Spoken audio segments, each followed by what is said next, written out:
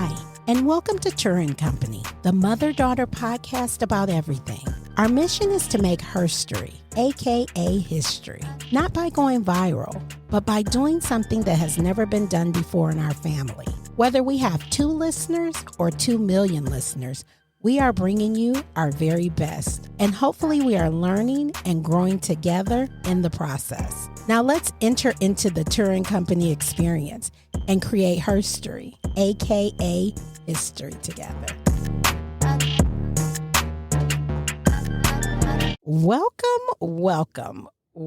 to Turra Company. I am so excited about this episode. You don't hear the cackling of my co-hosts, Ariel and Chelsi, because we have a different co-host for this show.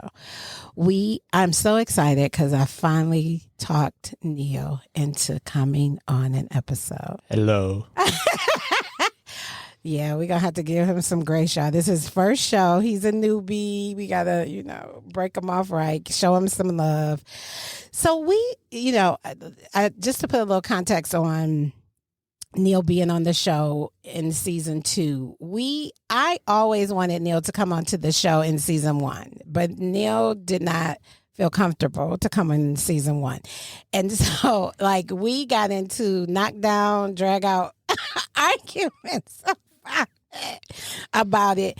And finally I beat him down, as I always do, in a loving way. And he decided to come on the show. So we're so excited.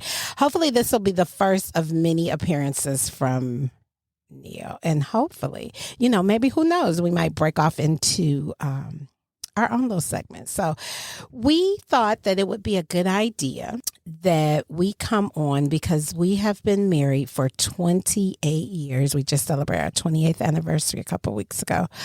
And we thought it would be good to do a show to talk to couples and just tell them what makes us tick.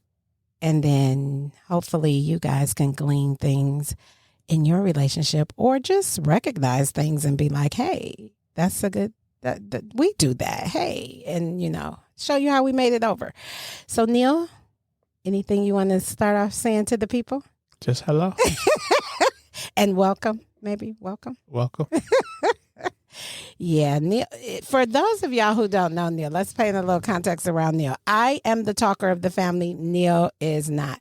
But fun fact, that is kind of one of the things that made me fall for you, is that you were so quiet. I actually loved that about you when we first met. So let's get right into it because, I don't like the lollygag. So the title of this show is going to be In the Beginning, because we're going to do the show in phases. We're going to do phase 1, which was in the beginning of our relationship.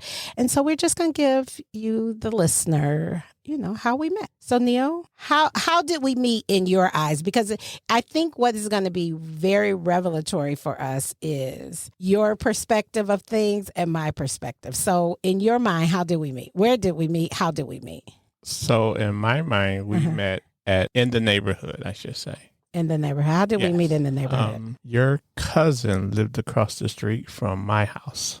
Yes. And that's where I have my first memory of seeing me. You. Yes. Of seeing me. Even though we didn't know each other. We didn't know each other. But thinking back, you just saw me. I saw you and I remember you. And let me tell you what I remember about those. Because I didn't know you, but you used to. Do you remember this? You used to wear this little hay hat. It was a straw hat. Do you remember this hat? It's what? Not the straw hat. It was a straw hat. It was a knitted hat. No. So the knitted hat was when you started working at the cleaners. Okay. But when I saw you when I was at my cousin's house, when I didn't know who you were, it was this big straw hat that you remember? No, I don't remember the straw hat. Oh my God. How could you not? Because that's what made me see you. Because I remember being on my cousin's porch and my cousin Tanya was like, we were just sitting there and you were doing something in the street. I don't know if you were running, playing, doing something. I mean, we weren't that young. So you was big running around. And you had this big straw hat. I think it like maybe came from the state fair, like the straw hats that you used to get from the state fair. Because, you used to be a little eccentric. You used to do little weird stuff. So I remember seeing, I remember telling my cousin, who is that boy? She was like, oh, that's just Neal. He lives across the street. And we didn't think nothing of it. So you say we met that way. But when did we that's when we first saw each other. But when did we meet? At the cleaners. At where? At the dry cleaners that we both worked at. Okay. So we worked at a dry cleaners. So let me give the listeners context. It's probably gonna be me doing a lot of talking, guys. He's gonna be my hype man.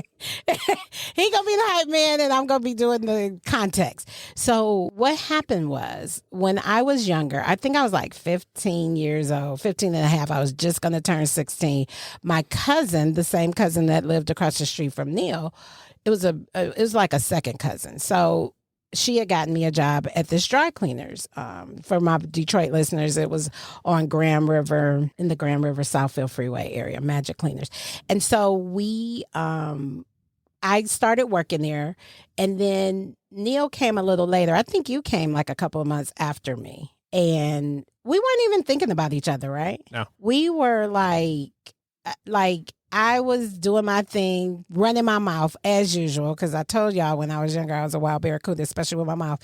And then Neal was like quiet. So you were just like the cleanup guy, like you emptied the trash. Tell them what you did. Yes, I emptied the trash, swept, and mopped the floor, and pushed the clothes around the line. Yeah. So he was, just like kind of like a miscellaneous guy.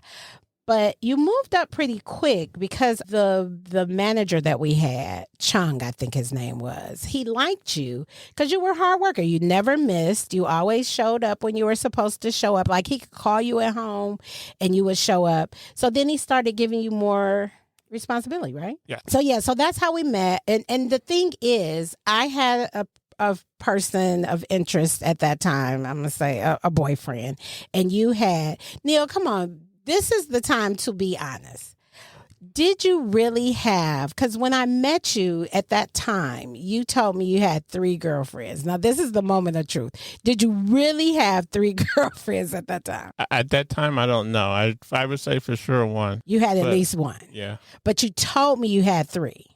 Did I give you names? You did. One was your friend's cousin. And I can't remember the other 2 names, but you did give me 3 names. I remember conversations. That's my superpowers. I remember conversations from like years and years ago. So and I'm gonna tell you why I remember that conversation. Because that's not like if you meet a guy and he tells you that one thing, he has 1 girlfriend, but you was like, I got this girl again. Because okay, let's go back because I think we're getting ahead of ourselves. So here we are, we meet, and we meet because you're at the cleaners, and let me tell you how you used to dress to me. I did not know that you and I went to the same school, because to me, you used to dress like you went to a suburban school. Like you used to wear, like I remember you always had the colored jeans, because that was a style back then. You had your T-shirt, and it was like you would have rock and roll T-shirts. Like you would have rock and roll T-shirts. You didn't have regular T-shirts. But you also were really into that African movement. And this is where you're talking about where you would wear that African knit hat. Yes. And then you had the African medallion, because that was a big deal, right? Yes. Right. And so when I saw you, and you were always super quiet, like you were, while everybody else was just talking and and you were just happy to be in your head silent. And I used to always look at you like, that's so crazy to me. He never says nothing. We used to talk about you up front. We used to be like, Neal is so quiet. He is so quiet. But I don't know that I liked you. I knew that you were a person of interest. And another thing about you, I thought you were younger than me. Well, I am younger than you. Neal, you're only 5 months younger than me. But I thought you were years. I thought you were like 2 years. What? You said younger. What do you say? Younger. So I am younger than you. But it's only 5 months. I'm saying when I met you. Now, look, don't have us arguing on the first episode. Let's wait to the second to at least argue. But no, what I'm saying is I thought you were 2 years younger than me, because you were 2 years grades back from me, right? So I was talking to my cousin, and I was like, oh, Neal is cool, but he young. He a youngin'. And then she was like, yeah. And it was so funny because she had told me that your real name was O'Neal. And I was like, what? What? That's a weird name. So anyway, my cousin had told me your name was O'Neal, which was kind of weird. What do you think finally got us to that point of you asking me out? Do you even remember how you approached me? But you're jumping. Okay. Well, take me back. Take me back. You didn't say when the first time you say we met. Oh, okay. In school? Yes. Well, I don't think that was the first time we met, but that was the first time where I think I probably put myself on your radar, maybe. When I should have said run. Why would you have run? You would have ran from the best thing. Let me tell you something. I am a catch, a whole catch. So if you would have ran, somebody else would have caught me up. That's what I always believe. Mm-hmm. So, if it wouldn't have been you, it would have been somebody else. Because remember, I had somebody. It wasn't the right somebody, but I had somebody. Right. But anyway, so what Neal is talking about, just to put this in context, we did go to the same school. I did not know, but we did. And one day, he was standing. A lot of people who know me know this story, but for those who don't, Neal was standing outside my locker. It was changing of class. He was standing outside my locker because his class was across the hall from my locker. And so I get to the locker. I was sharing lockers at that time with my Aunt Sonia. And I get to my locker. I'm doing something. And then I look. And I do whatever I'm doing. And I look. And I'm like, aren't you that guy that works with, aren't you Neal that works at the cleaners with me? And what'd you say? Yeah. Yeah, you said. And then I said, boy, don't you ever stand here, know you know me, and don't speak to me. And I think that was the beginning of history because Neal sometimes gets on me because I am aggressive. We talk about it on the show a little bit. I'm aggressive. And I had to remind him recently that, Neal, I've been aggressive since you met me. Like, that was our first, interaction exchange. So after that, you made sure you spoke to me? Yes. Like, what were you thinking when I said that to you? Well, for me at the time, I felt, and I don't have to speak to everyone. Everyone doesn't have to speak to me. Right. So that's why you didn't do it. Yeah. But when I said what I said, like when I got on you, what did you think? Did you think the nerve? No, you ain't think nothing of it? That's why I love you, because stuff just flies right over your head. Like, most people would have got offended by that. Like, how's she gonna tell me? But you didn't think nothing of it? No. It didn't make me memorable in your eyes? I was expecting to be memorable. No, sorry. No. Sorry. You're silly. Yeah, I think, so in my eyes, that's just how I was, right? That's just that mouth. So then fast forward to the cleaners. Are we caught up now, Neal? Okay, yes.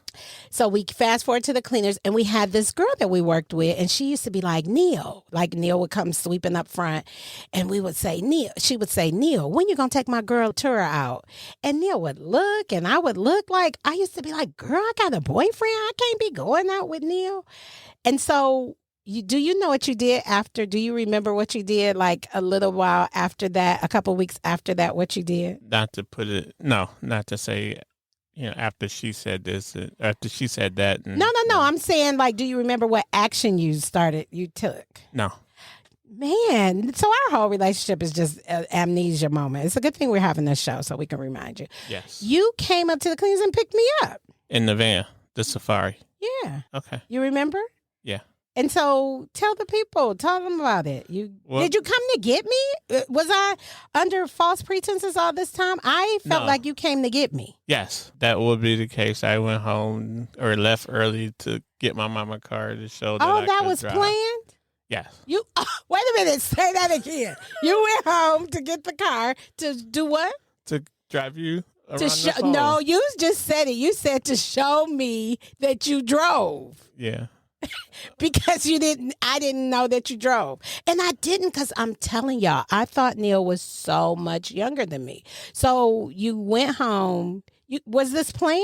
Like, Yeah. I mean, it was done purpose. It wasn't a mistake or it just happened to happen. it wasn't just happenstance. It was on purpose. Yeah. And then you came up there. I was getting off and you were like, hey, you want to ride home? And I'm thinking, dude, I live 2 blocks away. Why do I need you to drive me home? And then I was like, let me stop being mean. Okay, I'll go. Right. And so we got, and I can't remember. So it's certain things I can remember so clear and certain things that escape me. But I can't remember if you came in, if you stayed a while. I don't know. I think you may have. But like I said, we just weren't trying to be like boyfriend and girlfriend. Right. Right. Because we had other people. Yes. So some people say, I know I had somebody. I just always suspected that yours was made up. Or they weren't relationships, like serious relationships. Were they serious relationships? No. I mean, they would take relations. I was calling, talking to them. But were you taking them out? No, I would say probably not. Okay. So you know what I just thought of? Let's tell them this other story about prior to us even working at the cleaners, prior to all of this, you and my cousin, Shanine, used to go to school together. Oh, wow. And that's why I thought I thought you were so much younger than me, because you went to school with my cousin. So I remember my cousin was in your class, right?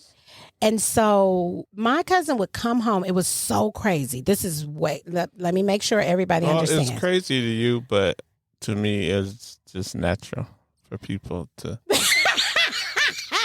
Neal. Yes. This is not natural stuff. That my cousin was coming home. She was telling me because her locker partner, Yolanda, was Neal's girlfriend. Now, this is not one of the girlfriends that he had when we got together. This was a young lady he dated when he was in middle school. Middle school, yes. And so the girl came home, right? I'm sorry. My cousin would come home and she was like, oh, my locker partner Yolanda gets on my nerves. She always talking about this guy that she's dating.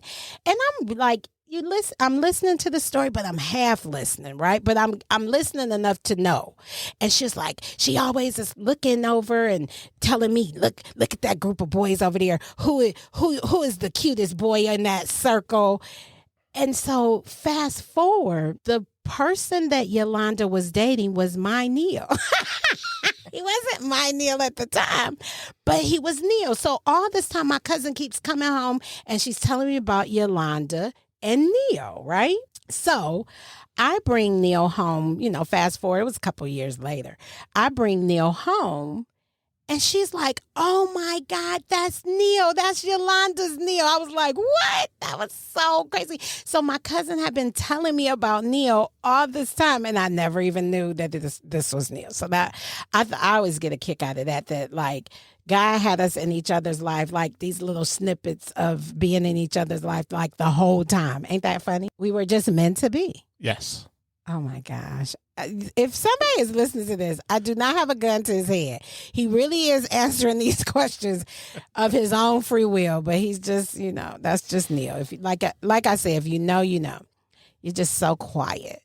So let's fast forward. So we start going out to movies. You start making sure that I knew you could drive. You were making sure you came and got me and stuff because I was a late driver. Like I had my permit, but I didn't get my license till I was 18. So you say, let's go to the movies. We decide that we're going to hang out as just friends, right? Yes. And so what happened? Because something happened with you where it changed and you came to me and you was like, hey, you don't have to use the exact words, but you changed the game. When I said you had to break up with your... Yeah. Right. Here we are living our lives. I got a boyfriend. You got your girlfriends. And then one day you came to me and you called me and you said, I don't know what you said exactly, but it was something to the tune of you need to choose. So see, I don't remember that part. Well, how do you think we got together? See, I remember me chasing and chasing and chasing. You were chasing me? Yes. Chasing me how though? How were you chasing me? To get you to go out with me. Well, After cleaners and stuff. Well, you would, right? So we would go out, but we were going out as friends. We were never going out. When we started, Mm-hmm. and this is my perspective, so you're free to have your own perspective. When we started dating, you and I were in committed other relationships. Yes. And so we decided, okay, we're going to just hang out. We was just hanging out as friends, in my perspective. But in your perspective, you were chasing me? Yeah. Yeah. Okay. Yeah. Because how are you pursuing somebody and you got a girlfriend? 3 of them. That's the part that doesn't make sense to me. Because you're saying you were pursuing me, but you had somebody. So how is that pursuing? I think we were spending time together. Yes. And so, but you did call me. I'm letting you know. So this, let me fill in this blank for you. You called me and you said, hey, I want to be your man and you need to choose. Basically, you told me I needed to choose. And I was like, what? You're breaking up my happy. Like, I liked how things were. I had cake and eating it. I was having cake and eating it too. So I liked it. You broke up my happy home. And then I asked you, did you break up with your little females? And you was like, I hope you said yeah. I think you said yeah. And then I lied. I probably lied. You think you were still with the ladies? So wait a minute. Let's unwrap that, because that doesn't make sense to me. So you mean to tell me you were asking me to be with you and you lied, you were still with the other people, but you were wanting me to break up with my person? Yes. Wow. That is crazy to me. Why would you do that? Because I wanted my cake and eat it too. Like together. You wanted to get, but you could have had that because you had me as a friend. That's weird. So you wanted me to choose. I chose you. Because I thought, this is a good guy. I remember I made a list of the things that I wanted in a guy, and you hit those points. So now we together, we rolling along. You meeting my requirements, but then we start hitting some speed bumps. Now, let me say this. We would have periods of breakup. So there would be times where we would break up and come back together, right? Yes. We had quite a few of those. Now, in those downtimes, I always wanted to show you that you wasn't the only hairy knuckles in town. And I would, pull another guy or talk to another guy. But I never got serious with them because they just never offered to me what I thought you offered, right? So, fun fact, one of the things that kind of drew me to you, so let me tell you what drew me to you, is you were quiet. That quiet thing drew me to you because I was like, gosh, he's so mysterious. What is he thinking? Oh my gosh. That was number one. And then number two, I remember early on, I asked you what you wanted to be when you grew up because it was important to me. Because when I was dating somebody, it was important to me for me to know or for me to think if this person could be somebody that I could spend the rest of my life with. So I wanted to know where your future was headed, right? That was just a big deal to me. So I remember I asked you what you wanted to be when you grew up. And you were like, do you remember what you said? No. Neal, you can't even imagine what you said. What did you want to be when you grew up when you was then? It was either... It was AutoCAD. When I said, Neal, what do you want to be when you grow up? You was like, I'm going to be an AutoCAD draftsman. Okay. That's what you told me. And I was like, I didn't even know what that was, but I knew it was money. Yeah. I could tell. And then I told my mother, and my mother was like, yeah, because she worked at Ford Motor Company. And she was like, yeah, that's like engineering. He about to be big money. So for those of y'all, if y'all don't know, I do have a little bit of a gold digger side. Like, I just want to make sure I'm secure. That's all I know.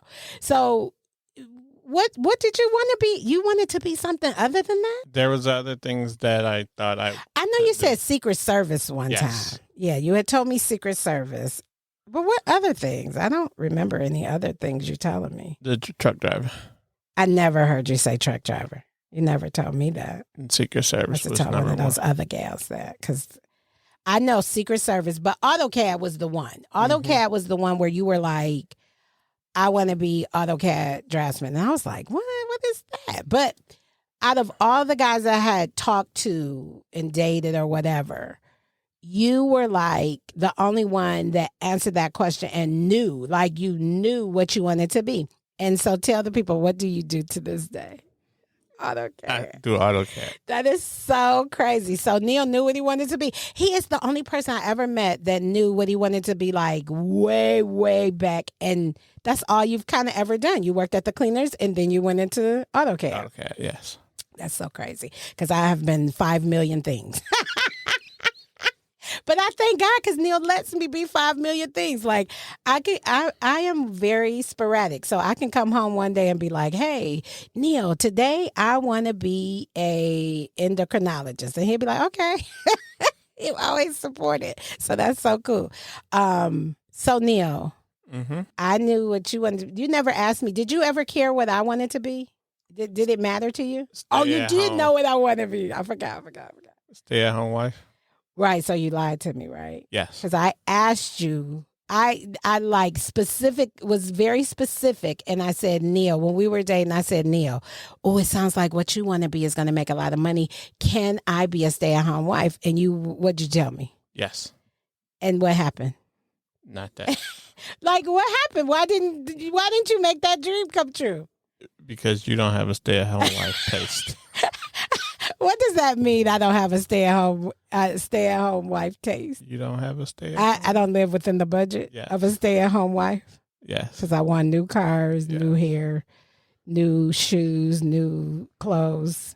Yes. And stay-at-home wives, don't get us wrong. You can have that, all of that. You can have all of that. But what Neal is talking about is I never wanted to just fit into his one-man budget. I never wanted to fit into that, which is fine, because I have my own career and then I have the podcast and all that good stuff. So, yeah. So you didn't let me be a stay-at-home wife. I mean, it never happened. Like, I never, even after I had the kids, I never stayed. Like, I didn't even get to take a year off with the kids. Like, I would go right back. When my 6 weeks was up, back to work. Had to pay them bills, huh? Because we was on the struggle bus when we first got married. But we're not going to go into that too yet. So those were the ups and downs. Like, Neal, I just feel like you were, like, one of the things that made me, like, fall in love with you is that I remember, like, if I would ask you for money, like, we both worked at the same place. And I remember if I would ask you for money, you would take money out of your wallet. Now, granted, you probably had some hidden somewhere else that I couldn't see, but like you would have $22. I always tell people this story. You would have $22, and if I asked you for money, you would give me the 20 and keep the 2 for yourself. Like you never had a problem. I felt like giving me whatever I needed to make it, make things work. Even when we were dating, like you always wanted to take care of me that way. Always made sure that I was taken care of. And then it was one time, I don't know if you remember this, but we broke up. This was the longest we had ever been broken up. Because usually our breaks would be 1, 2 weeks, 3 weeks maybe. But this breakup was like 3 months. Do you remember? This is our last breakup. We had broke up. And I don't even know why we broke up. I want to say that we just was like, let's take a break. Because we had been going together for years and years and years. Nothing. I don't even remember a big thing happening. I just think stuff was getting, it was getting to that point where we either needed to get married or needed to go on about our separate lives. Do you remember that? I want to say yes. Okay. Yeah, because we were broke up for quite a while. Like we were broke up so long that we had started doing other things. Like we were dating other people. You were dating other people. Like we were just doing our own thing. And then we weren't even talking, I don't think. Like usually when we take our breaks, we would talk, but we hadn't even really talked.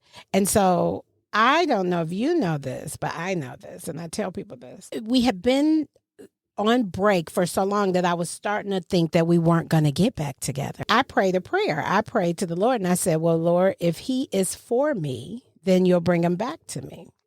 And it was the craziest thing that after I prayed that prayer, you called in a couple of days. You called me because we hadn't been talking. Like, I ain't going to say we didn't talk for 3 months, but we hadn't been talking like we used to talk. Okay. And I prayed that prayer and you called me and we just started talking and we was vibing, right? We was like, and I think you asked me to go out on a date or something. We hung out and then guess what? What? Neal, it's so funny how our whole relationship is just a blur to you. And then shortly after that, you asked me to marry you. Oh, okay, yeah. You remember that? Because it was in February.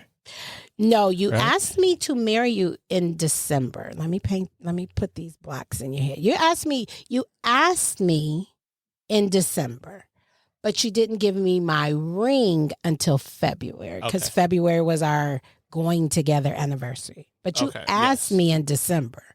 And I remember going home telling my mother, "Ma, I'm about to get married. Neal asked me to marry him."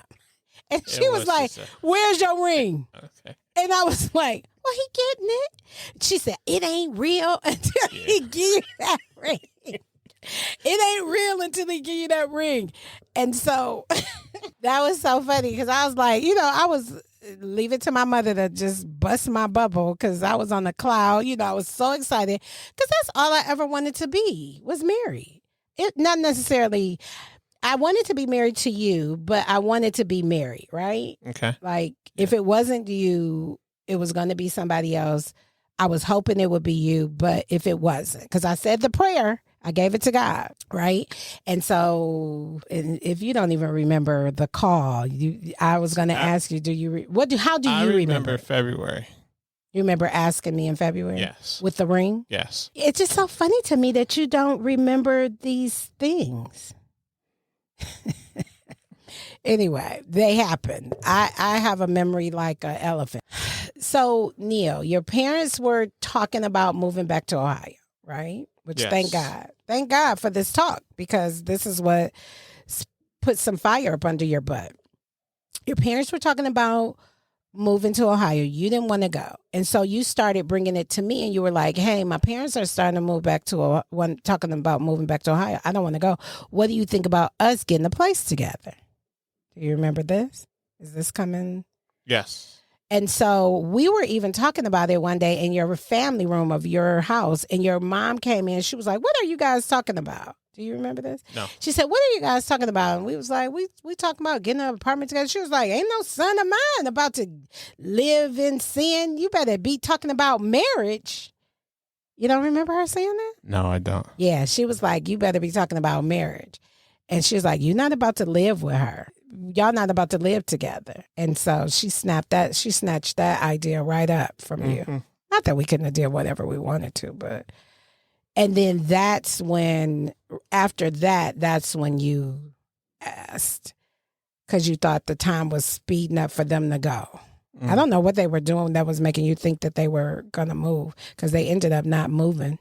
No. They hadn't even packed a bag. No. And you was like, well, like I said, whatever made it work, okay? Whatever put the fire up under your butt. So Neal, unbeknownst to his memory, he asked me in December unofficially, no ring. You said, "Will you be my wife?" Blah, blah, blah, blah, blah. And then in February, he gave me the ring and then it was official. And then we got February of 1994, you gave me the ring. And then we got married that September 10th of 1994. And the rest has been history, right? What was there anything else you were thinking? Like when you asked me to marry you, were you set on it? Was it what you wanted to do? Yes. You was like, it was time. What made you think it was time? Neal, there's people out there listening to us that have not proposed, have been dating somebody for years and years and years. So I'm trying to get into your brain to give them motivation to do what they might not have the courage to do. That's why I'm asking you these questions. I'm not sure they're going to get it here. What? Because I move on my own beat. So that's fine, Neal. Nobody's saying that, but your beat can inspire somebody. You've never been inspired by another person's beat. You just do your own thing whenever you don't think about other people. You can't be influenced, is what I'm asking. I would say I am easy influenced. Right. So people listening to you and hearing your story, there may be a person out there that is like in a long-term relationship and thinking, no, I just said I want this person in my life. Who is this person? Say the name, I baby. want a Turra in my life. You want Turra? You want a Turra? For the rest of my life. On the show, I go by Turra. And then life. But you don't call me that. That's funny. But anyway, go ahead. Yeah. I want this person to take care of me the rest of my life. Ooh, not take care of you. And really, you take care of me. Yeah. I mean, you know what? This is so funny. It's a give and take, I would say. It is a give and take, but we're not traditional, wouldn't you say? Because think about our early life. Like now, we just who we are. But in our early life, I remember like when we would go places. So you know how we go to family events. Mm-hmm. Like a lot of times you would get up and make my plate. Yes. And you would take care of that. And so I remember I would get a lot of crap from the women because the women would be like, well, you're not going to get up and make Neal's plate? And I'd be like, no, he about to make mine. He makes my plate. And people always had such a problem with how our dynamic was. And we didn't care. Like how you just said you're easily influenced. I don't think you are. You do your thing. You don't care what nobody says. Because when we first got married, you used to do all the cooking. Yes. You don't do a lot of it now. People ask me about that. People who knew you back then always be like, but doesn't Neal cook? Why don't you tell the people, why don't you cook for me anymore? Because I will put anything together. Yes, goulash. I don't like the goulash. I like a specific meal. Yeah. But what were you cooking? But you were cooking stuff before. And I've gotten lazy. Okay. Well, now you hear it. Now it's on record that's why you don't cook anymore. But Neal, fun fact, everybody, to our listeners, when we first got married, so let's go back. We were supposed to do this in phase 2, but I'm gonna bring a little bit of it into the phase 1. When Neal and I first got married, we didn't live together. Like I was so not wanting to live together that we had gotten our apartment like the beginning of the month, and we didn't get married to the 10th. So Neal moved into the apartment. And then I moved my stuff into the apartment, but I was still staying at my mom's house. But then my mother had made me mad. And then I came like probably on the 7th. It was earlier the week that we were supposed to get married. I moved in and I was like, she getting on my nerves, blah, blah, blah, blah, blah. But then our wedding night, I went back home. I did because I didn't want to see you. So I did spend the night, my wedding night at my mom's house. And then, but we did not live together. We were just not. And listen, this is just what we did. We're not saying that that's what you got to do, or because it's hard to do it these days. It's hard. You have so much of society saying you need to know it before you go, And did we just not feel that way? Yeah. Well, your mother told us we wasn't no son of hers living with nobody. It's just not a thing, right? It's just not a thing that we were accustomed to doing. We've always been like, you get married. Now, what our girls are going to do is going to be interesting to see. Because we tried to raise them the same way. Like when Chelsi comes to me and talks about having a baby, I always be like, I want to talk about your wedding first. I don't let her talk to me about baby. But anyway, when we first got married, we moved in. We had our apartment. It was an adjustment. So the next episode that we do is going to be so much fun because we're going to talk about when we first got married and how that worked out for us because we were just so like newbies, right? Yes, because we had never done it before. And now, are we old pros at it? I just think it's easier for me. It's easier to me. It used to be hard at first. Is it living easier? with me? Being married in the beginning was hard because I had to get to know you as now my husband and how your ways were, your habits and stuff. Yeah, I can see that. Yeah, was it hard for you? No, it wasn't. I wouldn't say it was hard because for me, you so laid back, right? You so easygoing, like nothing bothers you. I'm a listener. Yeah, you definitely are a listener, and I need that because I'm a talker. But one of the things I think that makes our dynamic when people look at us and spend time with us that they sometimes don't get, which we don't care. We don't care who gets us and who doesn't. We really don't because we're not living our life for the people. Mm-hmm. But I think what people don't always understand about us is how, because I'm so boisterous, it always seems like I'm running stuff. And they think that you're just going with the flow. Because you are pretty much go with the flow. Mm-hmm. But people don't know that when you don't want to go with the flow, you will do what? Don't go. You'll shut it down. Yeah. You'll be like, no, we're not doing that. Yeah. And Neal can flip real quick. Like, he'll be so easygoing. And then one day he'll wake up and be like, no, we're not doing it. We're not doing that. And as your wife, do you feel like I respect that when you do that? Yes. Okay. That's good to know. Because I do respect it. Like, you don't tell me no very often, but when you do, I respect it because I know that you mean it. You know what I mean? I know you're not just saying it. Or, I've said this on the show before, if you do tell me no and it's something I really, really want, I'll just ask you a different way until you say yes. Because you know I'm a spoiled brat. And you know that.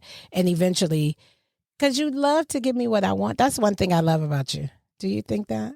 Yeah. You like giving me what I asked for, right? Yes. Yes. That's what. And you think that that's an easy ask, right? You think that's an easy thing. But some men are not like that. Some men do not want to give the person, their wife, their girlfriend, what they're asking for. They hold it back as a control thing. And that's one thing I love about you is there's no control about you. You never try to control me. Like, you let me fly. And I think that's why we're together, is because you let me do my thing, but I don't let you do your thing. I shut your junk down. I'll be like, no, we're not doing that. No, you can't do that. No. So I'm a little unfair in that aspect because you let me fly. If I come in here to you today and tell you I want to be an astronaut, you'll be like, okay, let me go get you a little helmet, a little spacesuit. You'll be ready to buy me my gear. And if you come in and say you want a motorcycle, I'll be like, no, you're not getting one because that's the biggest thing you want on the planet, ain't it? Yes. You still want a motorcycle? Not so much now. What changed your mind? If I did want a motorcycle, I don't see the value in getting it, meaning that it would only be a year or two that I would ride it. And after that, it would be in the closet or in the garage because I wouldn't want to sell it, thinking that I would one day ride it again. So let me just tell y'all what just happened, what y'all just witnessed. Neal is this way. If you're talking about stuff that he's not interested in, and it's not saying he's not interested in this episode because he is, but Neal is very private. Like, people at his job probably don't even know that he's married. Because Neal, if you know Neal in his life, like, so if you work with Neal, you're not going to know nothing about Neal. He going to know everything about you because you're going to be feeling compelled to tell him all your life. Neal gonna listen to your life and he ain't gonna give you nothing back. You ain't gonna know nothing. You gonna know he got kids because he probably had them on his desk, the pictures on his desk, but he just like that. Where I'm an open book, Neal is closed off. But what you guys just witnessed is I brought up a subject that Neal loves. So if you talk to Neal about video games, motorcycles, comic books, couple of other things, maybe his fantasy football, I would have to turn the mic off because he would keep going. But when it comes to like, this is hard for Neal. So I applaud you for coming on today and giving me the yeses and the nos. Anything else you want to leave the people with in the beginning of Turra and Neal? No, that's pretty much we pretty much went through it. Yeah. I'm trying to think, is there anything? I think we used to have so much fun. I think one of the things I remember back then is we were so young, right? Yeah. Like, I remember this is what people always used to say to me. You're too young to get married. Did people used to say that to you? No, I don't remember. Nobody never said it. People used to say that to me a lot. Oh, you're too young to be tying yourself down because we had been together so long. You know how we had dated so long, high school, teenage years. People used to be like, oh, how could you just be with one person that long, right? Mm-hmm. People used to say that to me. And the thing that I remember is that, or the thing that I think about now that we are like 50, in our 50s, I think, wow, we had so much fun. Like, we have so much history, right? Like, there's not too many stories that you can talk about that I'm not in, and vice versa, right? Like, and we still have those friends. They're still around us. We're so blessed for that. We still have those same friends. And we used to hang out and we just used to have fun together. Yes. But and one of the things that I respect about us is when we dated and even early on in our marriage, we were not the couples. We were not the couple that needed to do everything together. Yes. And we were cool with it. Like I had my best friend and I would do trips and things and you didn't have to come. You didn't have to be involved. You let me take my trips and you went on your boys' trips or did whatever you wanted to do with your guys. If you wanted to go, a lot of times when you went to the club, I didn't go. Sometimes I did, but a lot of times if it was boy time, I didn't go. So I love that about us, that we free in that way that you can go do your thing. I can go do my thing. Like even to this day, when you go to Detroit, I don't always go because I don't have a lot of family still left back there. So there's no reason for me to just go. I mean, I guess I could go with you, but, sometimes I do. If you ask me to go, I'll go, depending on the weather. I don't like going in the wintertime, but I love that about us that even though we were young, so I'm really harping on this point because I remember people giving me that perspective, which was their perspective, which was not a good perspective for me, was that we were so young. We were too young to get married. I can't believe you're doing this. But here we are 28 years married later, and we're still in love. We're still having fun. We're still making every day new. Right? Yes. We got to talk about motorcycles again. That'll get them hyped up. But we really, really, really, give ourselves within the marriage freedom to do what it is we like to do. Do we argue? Is that a question for me? That is a question. Yes. Neal. What? Listen. Yes. I'm going to say we argue way less than we used to. I think in the beginning it was like everything was an argument. So who didn't put the sugar top on the sugar? That was an argument. So in the beginning, did you ever want to call it quits? Okay. Like from our marriage or from dating? Which one? From the beginning of let's say the first year. The beginning of first, I'm going to tell you, the first year was so hard. And let me tell you, you that's a good question you asked me. Did I ever want to call it quits? I didn't necessarily want to call it quits, but I don't know that I had the emotional maturity to take on things that were happening. So I remember one time, it was very early on, first year, very early on, we had got into it. I can't even tell you what we got into it about. We had got into it. It was like a big one, a big blowout, and I can't remember what it was. But I remember I left and I went to my mom's house, right? And I was like, I'm telling you, it probably was like in the first couple of months. And I went to my mom's house. My room was still there and everything, And I was like, I'm not going home. I told my mother about the argument. I was like, yeah, I'm not going home. She was like, what? What do you mean? You're definitely going home. I said, well, not tonight. I'm going to stay over here. And so I went in the den and I was sitting in there just looking at TV and doing stuff. And it was getting later and later. And, my mother goes to bed at 8:00 religiously. And she got up. It was like 10 o'clock at night. She got up. She came in the room where I was and she said, what are you doing here? And I was like, I'm not going home. I told you. And she said, girl, you married that dude. Go home. And I'm so thankful that she did that because she did that, that lets me know that let me know that I could not run away. I couldn't just be like running to my mother and saying, this is what he did. I'm mad. Let me stay here. She made me go home. And that let me know that no matter how bad the argument was, I had to stay and I had to deal with it. So I never even tried to do that again. And we've had some doozies. But I'm so thankful because if she would have let me think that I could come and stay with her anytime I got mad at you, I would have tried it every time. Mm-hmm. And we would have never like meshed. We would have never, came together. So no, I never wanted to call it quits because I love you. What about you? No, I don't ever remember. Even how crazy I get sometimes? Yeah. I never remember, or I think I block out bad times or bad things. Like if we have a bad argument. Yeah. Or if I have a bad, because you don't even argue. So you just that listen I don't to remember. me. Oh, okay. You do. You get a trauma response. You block it out. Yes.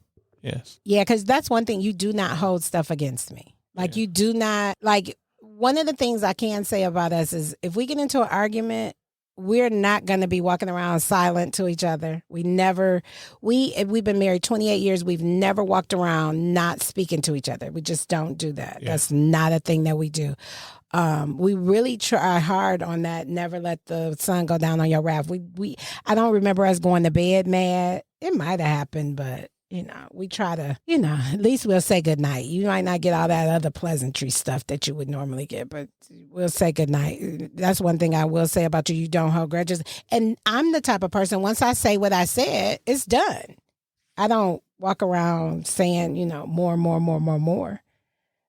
If you really want to be honest with yourself, once I've said it, I let it go. I got to get it out though. But I let it go. So, no, I never wanted to call it quits. You got any other questions for me before we let the people go? That was a good question, by the way. Yeah. So, Neal, I thank you for being my special guest on today's episode in the beginning. And we will talk to the people later. Ariel's not here to say her bye, but you can say bye. Goodbye. Thank you for joining us. Don't forget to follow us on all social media platforms, Instagram, TikTok, and Facebook. We look forward to you joining us on the next episode. Until then, be inspired and enlightened.